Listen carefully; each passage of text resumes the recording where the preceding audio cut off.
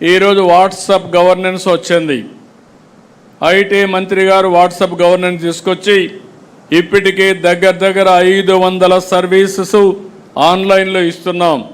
August 15 నాటికి 703 సర్వీసులు ఆన్లైన్లో పెట్టి ఎవ్వరు కూడా ఆఫీస్కి వచ్చే పని లేకుండా పూర్తిగా సర్వీస్ అన్నీ ఆన్లైన్లో ఉంటాయి.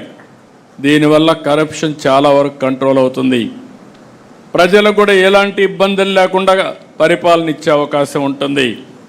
ఇక్కడ మీరు ఒక్కసారి గుర్తుపెట్టుకుంటే, ఎందుకంటే టెక్నాలజీ పెరిగింది. ఆ రోజు నేను హైదరాబాద్లో హైటెక్ సిటీతో ఐటీ ప్రారంభించాం, ప్రమోట్ చేశాం.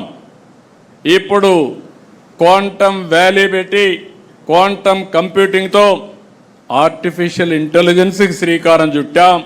దీనికి తొలి అడుగు భారతదేశంలో టెక్నాలజీ ప్రభుత్వంలో వాడకంలో నెంబర్ 1గా ఆంధ్రప్రదేశ్ ఉంటుంది. దాంట్లో అనుమానం లేదని మరొకసారి మీ అందరికీ విజ్ఞప్తి చేస్తున్నా.